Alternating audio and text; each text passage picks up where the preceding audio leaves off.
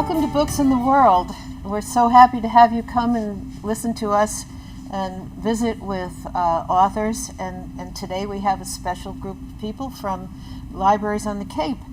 I recently found the mission statement for Books in the World, and I wanted to read it because we've done so many different kinds of shows.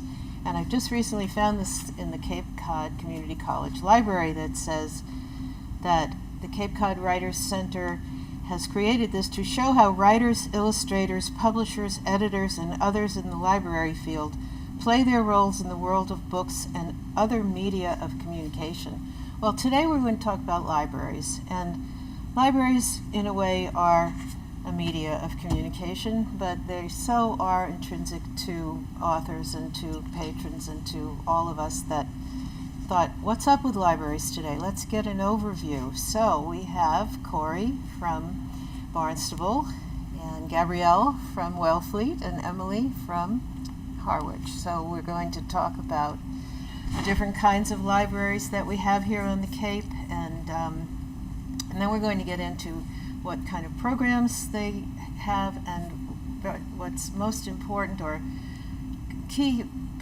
problem for authors is how do you get your books into libraries, which we're going to spend some time talking about, how you all buy books. I just wanted to say that there are 40 libraries in Clams. That includes the Cape Cod Community College plus all the libraries on the Cape and Martha's Vineyard and Nantucket. And people may know that they can get books from every library, that they're transported all around by a trucking system. All you have to do is request it from either the computer or from you personally, and the book will come to you and you'll get a call. And that is just the greatest boon to all of us, because not all libraries can have everything. Libraries on the Cape are funded largely by the municipality. Some, like the Barnstable libraries, are about 30% funded by the town and the rest by private fundraising, but that is not unique in the United States. Some towns foot the whole bill, and others were started by endowments by their benefactors and their founders, and that's the way it continued. So I'm going to have each person introduce himself and herself and then tell us a little bit about your library. So Corey, why don't you start? Yeah, so I'm Corey Fahrenkopf. I'm the Adult Services and Reference Librarian at Sturgis Library. I do a lot of stuff at Sturgis, so I'm the guy who buys all the fiction, all the mystery, audiobooks for fiction, graphic novels for adults. I do occasionally a little bit of DVD and a little bit of like YA stuff, but that's kind of a shared responsibility. I also am responsible for buying the e-resources for the library.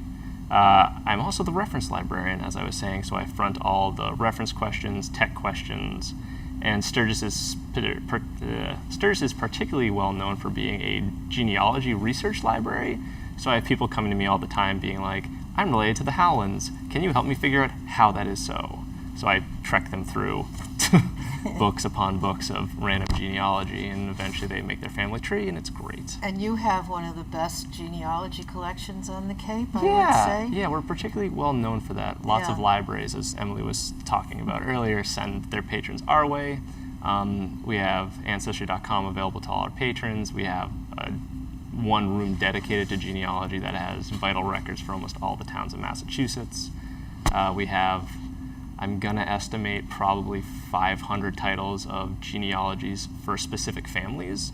So if you have a famous Cape Cod last name, you can come into the library and find Nickersons and Howes and Bassett's and Cobbs. And you can just grab the book, and ideally someone's charted it beforehand, so you don't even have to research that much. You can just read the book. And it's a very popular subject these days, genealogy research. I think Henry Louis Gates' Finding Your Roots program is probably teaching a lot of people about the fabulous things they can find out about their family. So So Gabrielle, going around the table, tell us a little bit more about Wellfleet and yourself.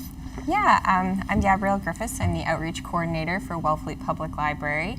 And as the outreach coordinator, I'm a little bit of a Jill of all trades, so I do a lot of different things. I do all of our outreach and our promotions, so that's a lot of fun, putting together our electronic newsletter, doing PSAs with Lower Cape TV.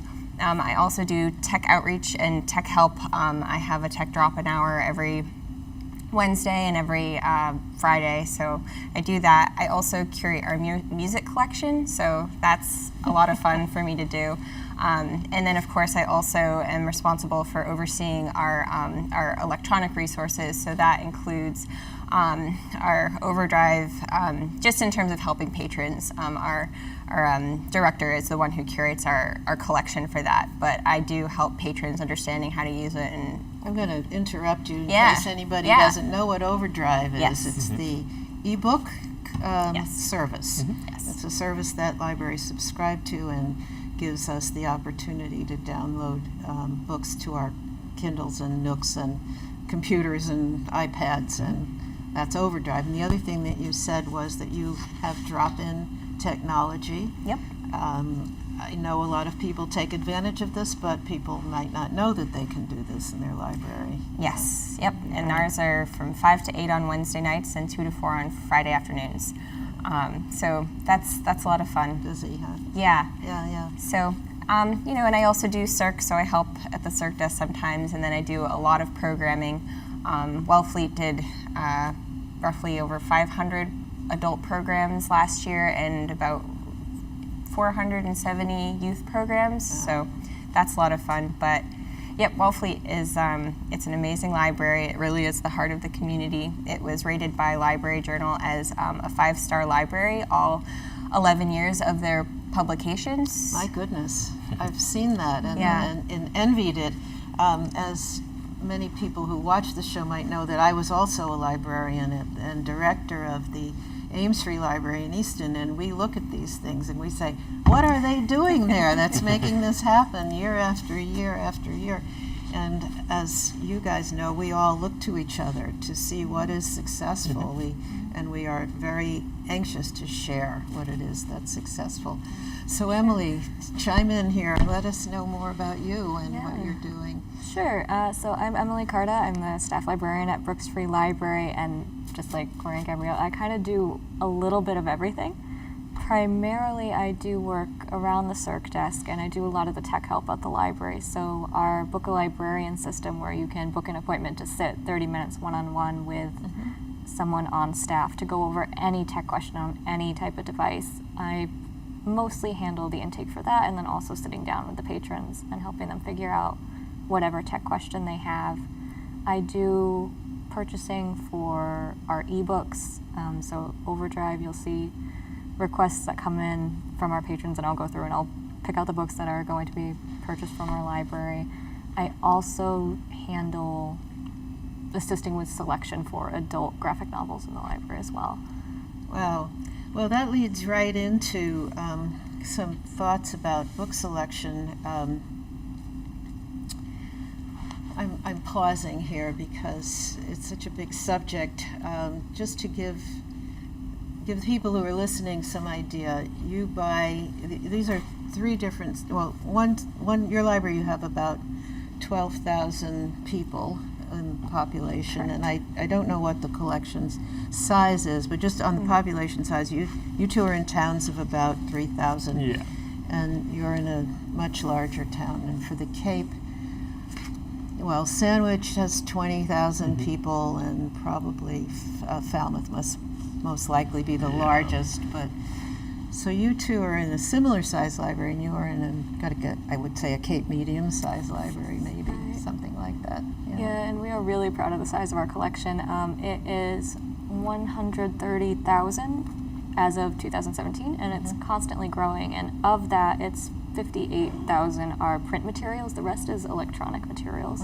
So, as I said, we're always trying to expand, and the more that we get, the higher the circ activity goes. So with that 130,000 in 2017, we got 218,000 circs alone on our material, which was That's very high for Yeah. the state and from my own experience for libraries of your size. And then Wellfleet, which is winning these prizes all the time. I mean, it's not a prize, it's a rating that Yeah. you get the highest rating in terms of, what do you think that is? I actually have never had a chance to ask somebody from Wellfleet. Why do you think you do get that rating? Well, it's part of it is statistics in terms of our circulation and our population, and how many people come through the door. So it's a lot of different factors, but it's a distinction that really belongs to the whole community.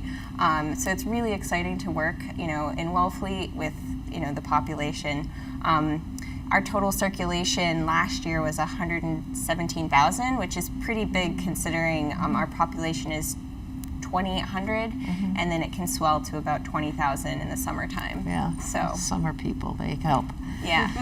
So, Cora, you and I spent some time a couple of weeks ago talking about buying books and this and other things, and you mentioned the number of electronic titles versus physical titles. So, let's start talking about how you winnow down what you decide to buy. Yeah. Do you want to start with traditionally published? Yeah, let's do Okay. that. Just before you do that, I was trying to find out how many books are published in the United States, and I think I came up with a 300,000 a year. And then the ISBN, which is the numbering system that is used in the United States, the company that assigns them assigns 1.5 million ISBNs a year. Okay. So that gives us some ideas and what we're talking about here. So a library like yours, you buy about how many things, and what is your job to figure out how to do that? So there's kind of, I don't want to say it's a complicated process. It's a very multifaceted process where I probably buy between 30 and 50 books a month, depending on what the publishing schedule is. Like some months they publish like the heavy blockbusters of like the summer, and you have to buy those because that's what the demand's for. And then sometimes there's more of a slow period, which you don't have to buy as many. But the first thing you really got to look at when you're buying the books is what your patron population wants. Our operating system's through this program called Sierra, which is how we check all the stuff out and keep everyone's statistics straight.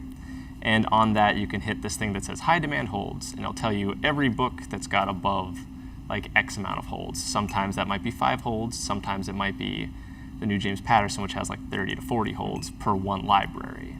And then you figure that out by there's 40 libraries in the system, how many holds are going to be on that one book. Just in It's case nuts. there's anybody listening who doesn't know the library jargon that we're Oh. going to use, I'm going to try to interrupt every once in a while. The hold means that somebody has requested the book and is waiting for it, and the first library that has one available will get a notice on their computer and they will ship it to the requester. Yeah. Requesting library, not directly to the Yeah. requester, right? So I guess that's the first thing you consider is like really high demand hold stuff. And then after you figure out the need to buy books, you already buy those, and then you have what's left of your budget for ideally like well-reviewed books and books that just sound interesting, or maybe you have a select group of readers at your library who really likes a certain brand of science fiction or a certain brand of historical fiction, and you're like, oh, these people will really like this book. I'll get this book because I know they will like it. And so the way you do that is you read through Publishers Weekly, you read through the Library Journal. There's tons of websites dedicated to literary criticism and just ranking books. And you kind of figure out where you sit with these different rating systems and figure out, like, my patrons generally like the books that Publishers Weekly like.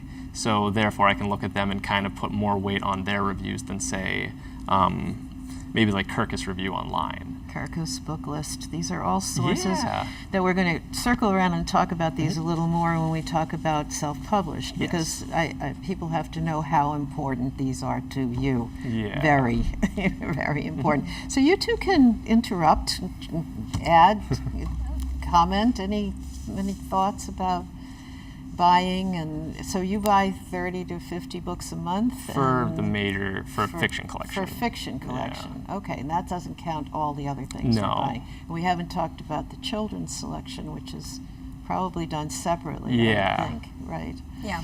Yeah, and that's another large number Yeah. of things. We can't talk books anymore. Any thoughts about any differences at Wellfleet? How many things you buy, or is the process pretty much the same?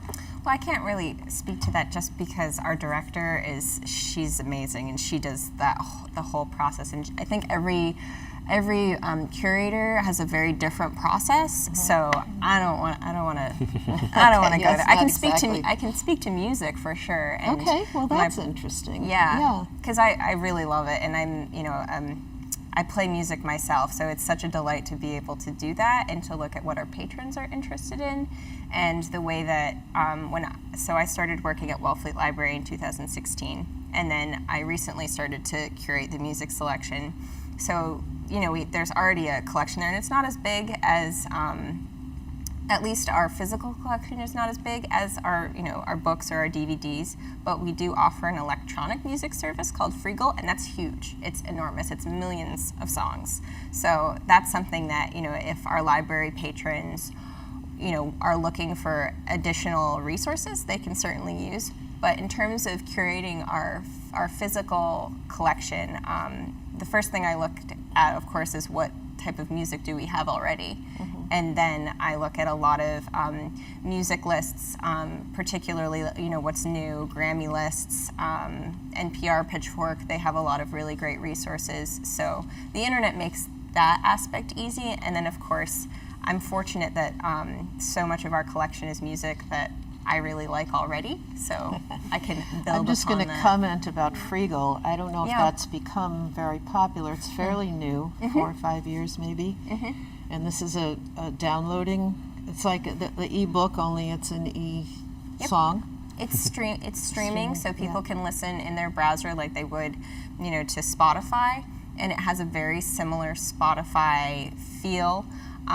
You can make playlists. One thing that's really cool about the Freegal features is that our patrons can actually make a playlist, and then they can send it to us, and then we can approve it to appear on our Wellfleet Library Freegal page, and then we can share it. It's on the home page. So if we have a program, for example, we do a lot with ukulele, and there's a lot of ukulele music on Freegal, so we can put that onto the home page for people, and we can say, look, we also, I don't want to get too far away from curation, but we also have Artist Works, which is an online music education. So it's all lessons by professional musicians, and it's all through from beginning to advanced. So if you want to learn jazz guitar or you want to learn the marimba, they're an amazing number. So we have a lot of resources in addition to the programs. Oh, wow. That I we hope do. people are learning some things that they might not know about what goes on in libraries, which brings me right to Emily, because you also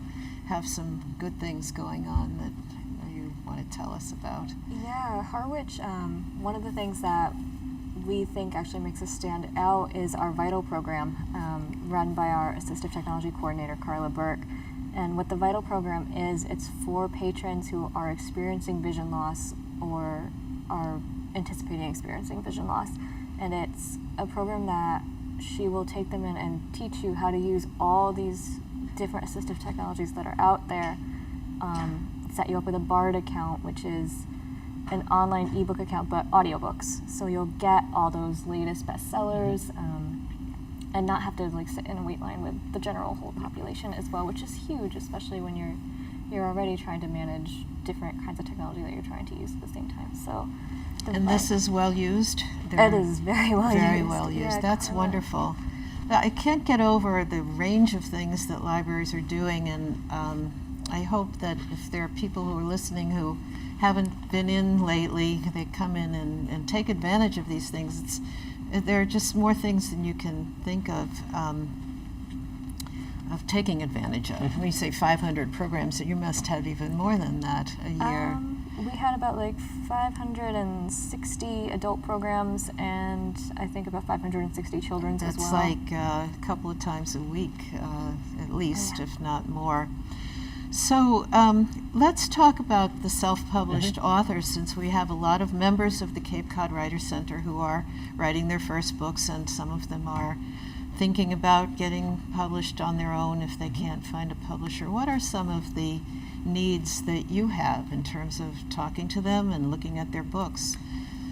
Yeah, so it basically, in addition to our regular requirements as far as like matching up with patrons' interests and matching with like nonpartisan kind of stuff, we have a couple of additional rules, and every library is different, so we'll be different than Wellfleet, will be different than Harwich, will be different than Centerville, Osterville, Mashpee.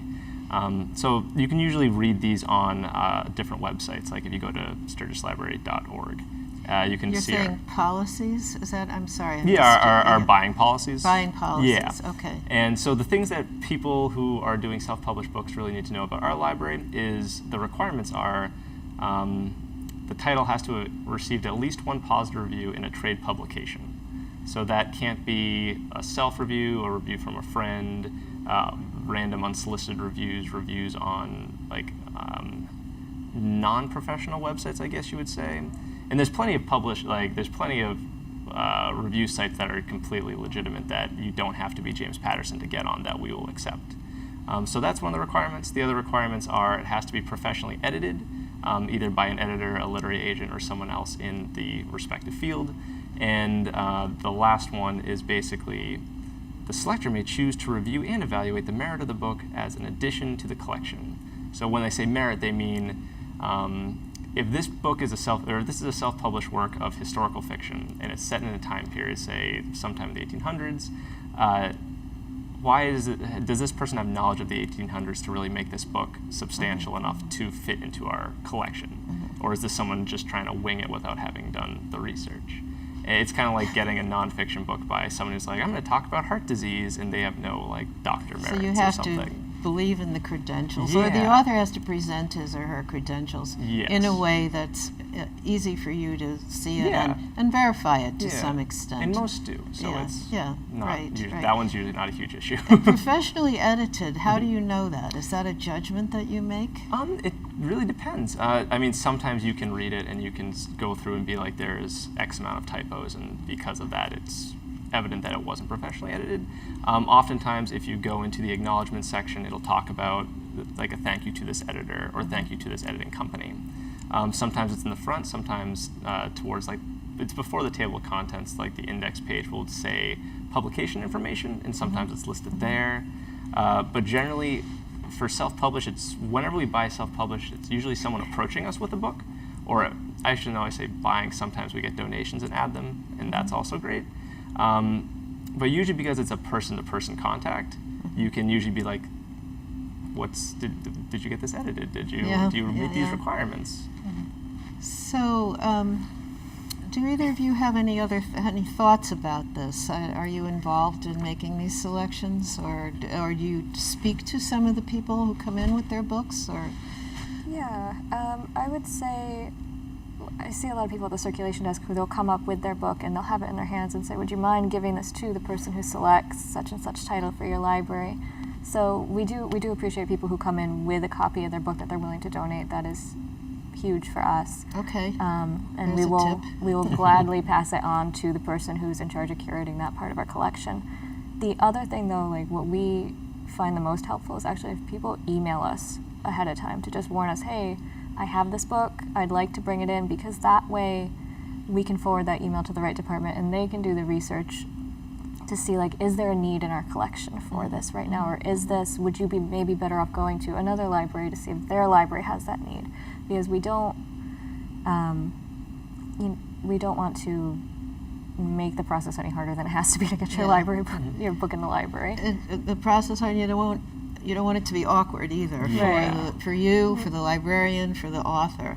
So the sort of the normal rules of engagement are we genuinely want you to like be in the library and be happy, but we also if the book fits and Do you have any direct involvement with these choices? So my involvement is really programming, and I work with a lot of self-published authors because we just do so many programs, especially in the summertime. And Wellfleet, there's a great literary community of people that are very, passionate about writing of all topics. So, I do programming, and I will say that it's always a delight to work with people and learn their story and learn what they're writing about. And if you do come to Wellfleet, we don't really have a super strict policy as far as that goes, and we are always trying to be accommodating to people. And the other part of that is publicity. We do all the publicity, so we do the best that we can to That's promote nice. Yeah. people's work when we do have their programs. Well, you are very welcoming, which is, I'm sure people appreciate that. I have had the experience of inviting an author to speak, and then not too many people come to the event. Yeah. That is it's difficult. It's hard on everybody. So I think authors should be aware of the fact that this could happen. Yep. Doesn't happen all the time. Doesn't happen even most of the time. I mean, but authors do need to pitch in with you to do the publicity. Perhaps email their friends. And I like to say that if you get 5 people who are truly interested in your work, you get 5 advocates, and you never know where that's going to lead. Some of the historical works are pretty cool. I've learned a lot about the Cape from the authors that I've read who have written some of these books on. We were talking about Peleg Nye the other day. I mean, one of the Nye family wrote about the family member whose head was in the mouth of a whale. So That's amazing. you guys should have that book probably if you don't. Go make a great program. Do you have, I'm trying to think, you were talking about the review sources. Perhaps if people don't know all the places, they could get in touch with you. Yeah, I'd be more than happy to Sturgis, point yeah. people towards different venues. I mean, like I said, Kirkus is a really good resource if you're self-published, because they have a process where you can submit your work to them, and they will give you an honest review. So just because sometimes, how do I phrase it? Just because they're reviewing it doesn't mean it's going to be positive. So that's always something that you need to think about when going into it. But then there's also a lot of like smaller established, like Crime Reads, and it's the other really good one that I like. There's a lot of genre-specific reviewers that have titles like Crime Reads, and they're smaller, and you can kind of contact their editors and be like, hey, I've got this book. Would you like to review it? And maybe they'll review it. I'm glad we talked about this, and I think that you have a lot of ideas that people maybe not everybody knows about, and they're all trying to get reviews in Library Journal, which is, I mean, Publishers Weekly, Library Journal, Booklist, Kirkus, I would say, are the ones that's the top, unless there's something else. And would you believe that we're out of time, and we've barely talked about all the things we were going to talk about. I did want to recommend something to everybody who's interested in libraries. The Library book by Susan Orlean has how many holes on it? We're on the Cape, quite a few. Quite a few, at least a couple hundred, right? Couple of If hundred that. holes. It's a very readable history of the Los Angeles Public Library. Fire, it's based around the fire in the 80s. And but it talks about how libraries how the library there originated, people who went out on pack animals, and you were talking about bicycle delivery. There's more than we can talk about libraries. We could talk for a long time. I hope that people will go and take advantage of all the services that we've barely talked about, and the fact that you are all willing to teach and to listen. You can send in your requests for ebooks automatically. You told us now there's a way to do that. Yeah. Websites. Every library has a website. Clams Catalog to request things. Clams Catalog is available through your website. So thank you for listening, everybody, and go to your libraries.